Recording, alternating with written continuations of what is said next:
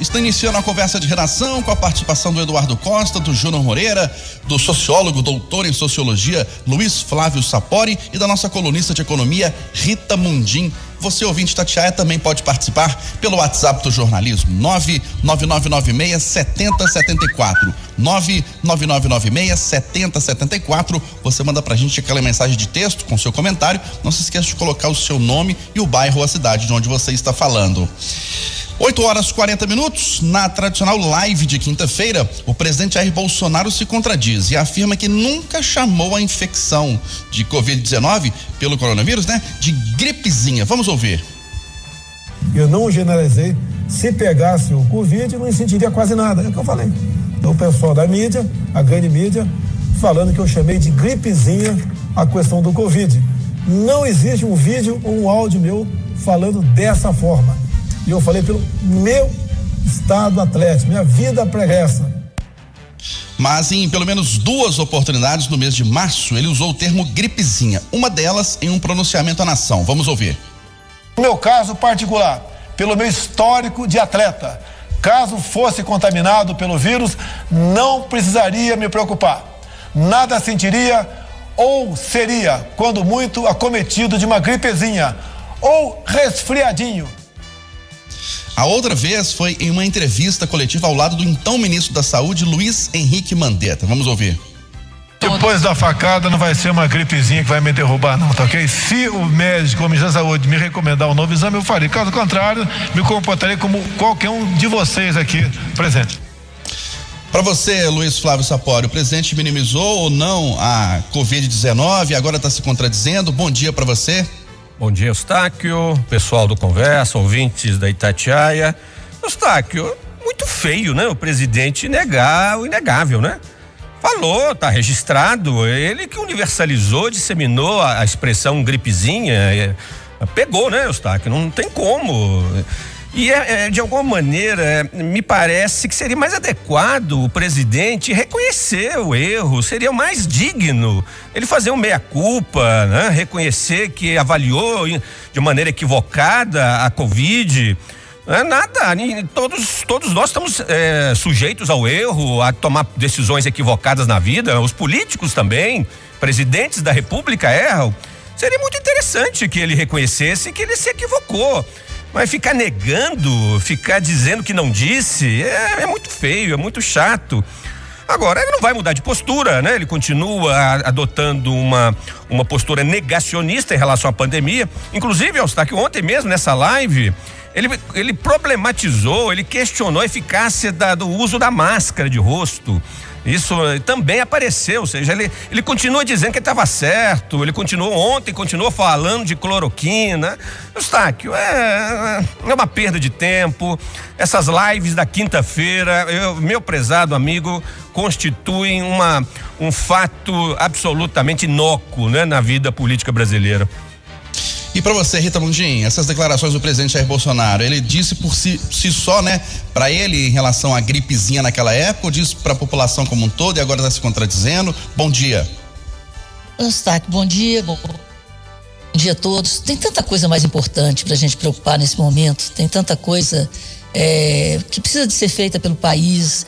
A gente precisa de concentrar na votação das reformas, da reforma tributária, da reforma administrativa. Então, ao invés o comportamento do presidente, ele nunca mudou. E eu não considero que ele se considere errado. Então, ele nunca vai pedir desculpa por aquilo que ele acredita. Então, o comportamento dele é o mesmo. Agora, a gente ficar desviando, vamos trabalhar, vamos, por falar em trabalhar, vamos comemorar o recorde de geração de empregos. Foram criados quase 400 mil novos empregos. Esse ritmo de geração de empregos vem desde julho e a gente pode terminar o ano de 2020 com mais gente com carteira assinada do que no ano passado. Então isso é sim um avanço, a forma que foi tratado pela equipe econômica, pelo Ministério da Economia, como eles trataram a pandemia através das linhas de crédito, através do auxílio emergencial, dando segurança, liquidez para o mercado financeiro. Eu não vou perder meu tempo de ficar polemizando o comportamento do presidente Jair Bolsonaro, que é o mesmo. Para você, Júnior Moreira, ele está sendo coerente ou incoerente, hein? Bom dia para você. Bom dia para todo mundo. O presidente Jair Bolsonaro, ele é mentiroso. A gente precisa chamar as pessoas como elas são. E mentiroso compulsivo. E quando o mentiroso compulsivo exerce ali o tempo inteiro a fala como ele esquece que está sendo gravado e desmente o que ele mesmo disse, né? Isso é patologia, isso tem nome na ciência, né? O presidente Bolsonaro é até meio cômico ver ele tentando negar ser ele mesmo, né? Eu acho importante a gente falar assim desse assunto, porque é o presidente da República, né? E ter um presidente da República que mente numa coisa tão simples como essa, acho que pode levar a algumas mentiras maiores. E isso é muito complicado. A teoria da gripezinha, amigos, ela foi produzida pelo Bolsonaro em cadeia de rádio e TV, quando a Covid havia matado apenas 1.000 pessoas. 5.000 pessoas, mais ou menos, ele falava em histeria coletiva. Em 10.000, ele respondeu um repórter falando que não era Covid. 20.000, o outro repórter pergunta para ele e fala, e daí? 30.000 pessoas, todo mundo morre. 40.000, vejam só a gravidade, ele mandou os devotos irem até hospitais, invadirem hospitais e filmarem que não tinha leito ocupado. 50.000, falava ainda da cloroquina. 100.000, vamos tocar a vida. Agora, com 170.000 mortos, o Bolsonaro percebeu que esse negacionismo custou o mandato do ídolo dele, Donald Trump, custou a eleição de muita gente pelo Brasil, nas eleições municipais que passaram agora, né? E logo, eu acredito que o Bolsonaro vai entender que é muito tarde para tentar ser um ex-Bolsonaro, que nega a doença até hoje, né? Daqui a pouco, quando as investigações apertarem um pouco pro lado do filho dele, é capaz dele falar que o filho não é dele, não, né? Ou seja, temos, e aí precisa ser dito com todas as letras, temos um presidente que é mentiroso compulsivo. Eduardo Costa, sobre as falas do presidente Jair Bolsonaro, bom dia. Bom dia para todo mundo. Eu fiquei numa tristeza essa noite, sabe, porque eu estava com um discurso armado, que é esse discurso da Rita, de criação de quase 400.000 empregos. Eu ia fazer um apelo para que o presidente Bolsonaro conversasse com o Guedes, para o Guedes desarmar, falar com o Rodrigo Maia, fazer as reformas, pedir o Guedes com a equipe dele para descobrir uma forma de ajudar os pobres a partir de janeiro, mas sem auxílio emergencial e sem emitir mais moeda, porque as aves de rapina, de plantão, estão doidas para a inflação disparar, para o juros subir. Eu estava todo animado. Aí vi o Mourão, de quem eu gosto cada vez mais, com a saia justa, mas saindo com uma explicação muito legal, desmentindo o filho do presidente na agressão inacreditável à China, mas sem ofender o presidente. Aí o presidente fala isso. Eustáquio, dá dó. Bom, Eduardo, homem atira em ex e depois se mata em clínica de fisioterapia no Barro Preto. E mais um acusado de participação na morte de fisiculturista em boate de BH é condenado. A condenação desse moço na morte de fisiculturista é um sopro no coração do Sodênio e de toda a família. É um sopro de justiça. E esse maluco que atirou na fisioterapeuta é mais um nesse mundo insano. E para você, Rita Mundim, como avaliar esses dois casos? É mais um caso de feminicídio, ou tentativa de feminicídio, e um fisiculturista, ou mais um acusado de participação na morte de fisiculturista condenado? Eu, assim, que viva a condenação, e eu como mulher, né, eu acho que é um absurdo os níveis que nós chegamos. Todo dia tem um caso, toda hora, todo minuto, né? Imagino que a gente não fica sabendo, que não chega até a mídia. Então, eu acho que a gente tem que ficar cada vez mais alerta, temos que criar uma rede de proteção. Eu acho que essa rede de proteção é através da denúncia e da procura, né, das delegacias de mulheres, e alertar aqui as mães que criem melhor seu... Luiz Flávio Sapori, o que o sociólogo tem a dizer sobre esses dois casos? Eu quero me concentrar, Eustáquio, nesse caso da tentativa de feminicídio, porque um caso, como todos, né, nessa situação muito grave, mas ele é revelador, Eustáquio, como é difícil prevenir esse tipo de crime, né? O indivíduo, o homem, né, ele tentou matar se não me engano, a ex-esposa, e depois se suicidou, né? Ele estava monitorado com tornozeleira, Eustáquio. Ele já estava, a mulher já estava com medida protetiva, né? Então ele tinha restrições de aproximação dela. A tornozeleira significa que o sistema de segurança pública aqui da capital estava monitorando esse indivíduo. Ele não poderia, né, passar de certo território da cidade, se aproximando, né, da mulher. Mas mesmo assim, o crime aconteceu, né? Porque é um tipo de crime carregado de emoção, né? De muita passionalidade, com pouca racionalidade. É um tipo de crime que a pena por si só, aumentar a pena ou diminuir a pena, mais, né, tempo preso, menos tempo preso, tem pouco efeito. É um tipo de crime que, de alguma maneira, a possibilidade das medidas restritivas é o que possa diminuir a ocorrência do fenômeno. Agora, tem que ver o porquê que a tornozeleira supostamente não funcionou, ou funcionou. Esse caso é esse dado que me parece obscuro, Eustáquio, que tem que ser verificado. Porque se ele estava com tornozeleira, o sistema acionou, o alarme foi acionado quando ele passou do território. Imediatamente a polícia tem que ser acionada e deve ter sido acionada. Ou caso ele deve ter adotado algum procedimento para boicotar a tornozeleira, né? Para adulterá-la. Tem que ver o que aconteceu, porque só funciona essa tecnologia se a polícia agir rapidamente, né? Então é um caso que tem que se verificar o que falhou aí. De qualquer maneira, é um crime difícil de ser prevenido, é um grande desafio, envolve em boa medida mudança de valores, mudança de crenças, mudança nas relações, na forma dos homens perceberem as mulheres, de perceberem o seu papel social, né, na vida coletiva. É uma mudança cultural de médio e longo prazo, o que não inviabiliza uma aplicação rígida, né, da Lei Maria da Penha. É um grande desafio, né, na sociedade brasileira. O Eduardo. O Sapori, o policial disse ao Renatão que ele descarregou a bateria da tornozeleira e a cobriu com um papel, um papel lá que cobre os sinais. Depois, estava tão premeditado que ligou para a clínica e falou: a Ana está. Entrou e fez o que fez. É uma loucura. Pois é, Eduardo, então significa que tem que repensar um pouco essa tecnologia, porque isso não pode acontecer, né? Não pode ser tão simples assim descarregar a bateria da tornozeleira, né, Eduardo? Essa tornozeleira já é uma tecnologia bastante sofisticada, né? Talvez o sistema, a gestão da segurança pública em Minas tem que repensar um pouco que tipo de tecnologia eles estão utilizando, né, para esses monitoramentos, né? Ô, Júnior Moreira, mudam os personagens, muda o endereço, mas a novela é sempre a mesma, né? O cidadão ameaça, o cidadão vai, atira, muitas vezes mata e depois se mata. Pois é, eu tô ouvindo o Sapori falar sobre prevenção, né? Em certa medida, eu acho que a gente pode resumir o comentário do Sapori em prevenção. Eu vejo uma única prevenção, e ela é a longo prazo, né? É educação, né? Pais e mães começarem a educar os filhos desde muito novos para aceitar o não, aceitar que a vida lá fora é difícil e que nós vamos ser rejeitados, seja no amor, seja no trabalho, seja em outras relações das nossas vidas.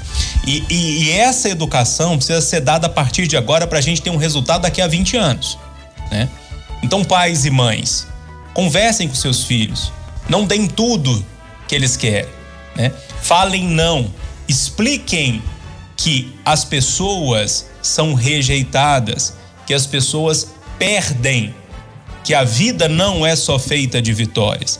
Eu acho que a gente partir desse princípio, agora, com nossas crianças, daqui uns 20 anos, a gente vai conseguir mudar substancialmente essa ideia que temos hoje em dia. Dessa questão do homem ser dono da mulher, da mulher ser propriedade e nunca poder dizer um não, porque senão vai morrer.